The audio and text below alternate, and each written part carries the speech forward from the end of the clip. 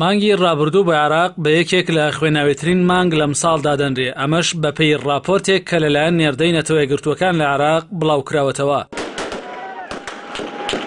بەپێی راپۆرتەکەی یۆنامی بەهۆی ڕووداوەکانی توندوتیژی و شەڕ و پێکدادانەکان و شەڕی کۆنتڕۆڵکردنەوەی مووسڵ لە عێراق لە مانگی تشرینی دووەمدا 2885 کەس کوژراون و 1380 کەسی دیکەش بریندار بوون کە لەو ژمارەیە 1959 سەرباز کوژراون و 450 سەربازی دیکەش بریندار بوون کە بەپێی راپۆرتەکە بەشێکی زۆری کوژراوەی سوپای عێراق لە چوارچێوەی ئۆپەراسیۆنی کۆنتڕۆڵکردنەوەی مووسڵ و لە شەڕی دژەی داعش بووە کە ئەمەش بەراورد بە ئامارەکانی ساڵی ڕابردوو لە هەمان مانگدا کوژرانی 1993 کەسی زیاد کردووە.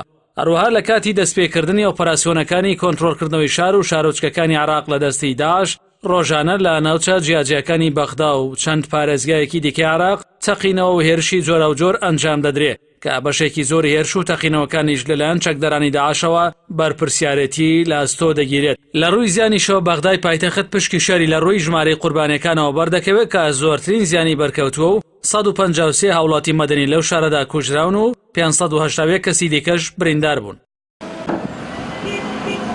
بەهۆی بەردەوامی شەڕی مووسڵیشەوە لە مانگی ڕابردوودا 332 هاوڵاتی سیڤیل کوژراون و 114 کەسیش بریندار بوون. ڕۆژ بە ڕۆژیش مەترسیەکان لەسەر ژیانی هاوڵاتیانی سیڤیل ڕوو لە زیادبوونە. لە ئێستادا هاوڵاتیانی مووسڵ جگەل لەو مەترسیانەی بەهۆی شەڕەوە لەسەریان دروست بووە بەهۆی نەمانی ئاوی خواردنەوەوە ڕوبەڕووی دۆخێکی مەترسیداری ژیان بوونەتەوە.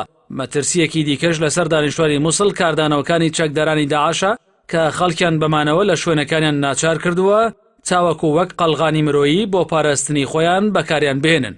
ئەمەش جگەلەوەی لە سەرەتای دەستپێکردنی ئۆپەراسیۆنی کۆنتڕۆڵکردنەوەی مووسڵەوە تا ئێستا 80000 هاوڵاتی دانیشتووی مووسڵ ئاوارە بوون کە بەهۆی سەرما و خراپی شوێنی مانەوەی ئەو ئاوارانەش لە مانگی ڕابردوودا 4 کەس گیانیان لەدەستا. چاودێرانی ئەمنیش ئاماری قوربانیانی عێراق بە مەترسیدار ناو دەبن و هێز ئەمنیەکانی عێراقیش بەردەوام لە هەوڵدان بۆ پاراستنی ژیانی هاوڵاتیانی مەدەنی. بەڵام بەکارهێنانی ڕێگەی جیاواز لە ئەنجامدانی هێرشەکان لەلایەن چەکدارانی داعشەوە ئارکی هێز ئەمنیەکانی قورستر کردووە.